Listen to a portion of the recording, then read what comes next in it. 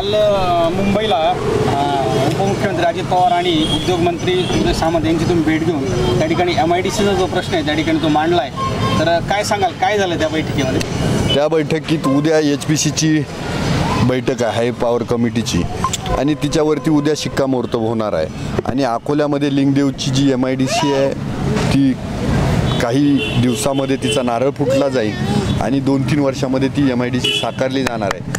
बऱ्याच वर्षापासून तरुणांनी जे स्वप्न पाहिलं होतं हाताला काम भेटावं, तर मला वाटतं काही प्रमाणामध्ये तरुणांच्या हाताला काम देण्यामध्ये मला यश येणार आहे।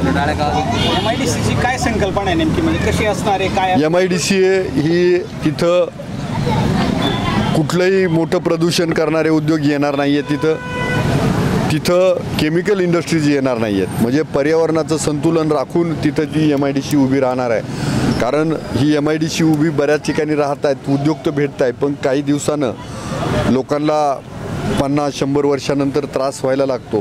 तर असला कुठलाही प्रयोग तिथं केला जाणार नाही, कारण आपला तालुका हा निसर्गानं नटलेला तालुका आहे। आपल्या पश्चिम पट्ट्यामध्ये मुख्य व्यवसाय हा पर्यटनावरती आधारित व्यवसाय आहे। आपल्या तालुक्यामध्ये अगस्ती सहकारी कारखाना आहे, त्यामुळे शेतकऱ्यांचं काही का होईना इथं हे होते, मार्केट कमिटी आहे, परंतु ज्यांच्याकडे जमीन नाही, ज्यांच्या हाताला काम नाही, तर त्या तरुणांच्या हाताला काम भेटण्यासाठी ती MIDC उभी राहते।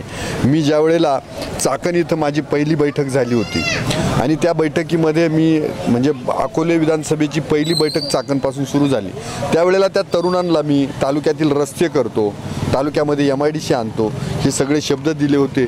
मला वाटतं त्याच्या पुढं जाऊन मी पिंपरखान्याचा पूल असेल, कोतूरचा पूल असेल किंवा अकोल्याचं उपजिल्हा रुग्णालय असेल, ही असंख्य कामं केली, पण माझ्या दृष्टीनं हा MIDC हा माझ्यासाठी खूप महत्त्वाची बाब आहे। कारण अकोल्याच्या MIDCचं 1963 साली पहिला सर्वे झाला होता जामगावला, परंतु म्हणजे शिन्नरच्या MIDCच्या आधी, पण मधल्या काळामध्ये कोणत्याही आमदारानं ह्या बाबीकडे लक्ष दिलं नाही। माझ्या माध्यमातून, आदरणीय अजित पवार साहेबांच्या माध्यमातून किंवा उदय सामंत उद्योगमंत्री यांच्या माध्यमातून MIDC येते आहे। खरं तर ह्या नेत्यांचं मनापासून मी धन्यवाद मानतो, कारण त्यांच्यामुळं मला ह्या जनतेला माझी आश्वासनं पूर्ती करतात। दुसरा प्रश्न असा होता, काचीचा पुलाचा जो प्रवास आहे तो कुठपर्यंत आला आहे? कारण लोकांच्या मनामध्ये उत्सुकता आहे, कारण पर्यटनाला त्यामुळे मोठी चालना त्या ठिकाणी मिळणार आहे। काचेचा पूल साधारणतः ऑक्टोबर महिन्यामध्ये, म्हणजे त्याचं खरं तर तो आपल्या महाराष्ट्रात हा पहिला किंवा दुसरा पूल आहे, याच्या आधी काचेचा पूल कुणीच केला नाही आणि त्यामुळं त्या टेक्निकली काम करणारी माणसं पण खूप कमी आहेत त्याची, आणि ज्यांच्याकडनं करायचं आहे त्याच्याकडून इतकं चांगलं काम करायचं आहे। कारण काचेचा पूल केला आणि एखादा प्रसंग जर घडला तर सगळं खापर माझ्यावरती किंवा त्या एजन्सीवर फुटलं जाईल, तर म्हणून आम्ही त्या सगळ्या काळजी घेऊन साधारणतः ऑक्टोबर महिन्याच्या दरम्यान प्रत्यक्षात त्याचं काम सुरू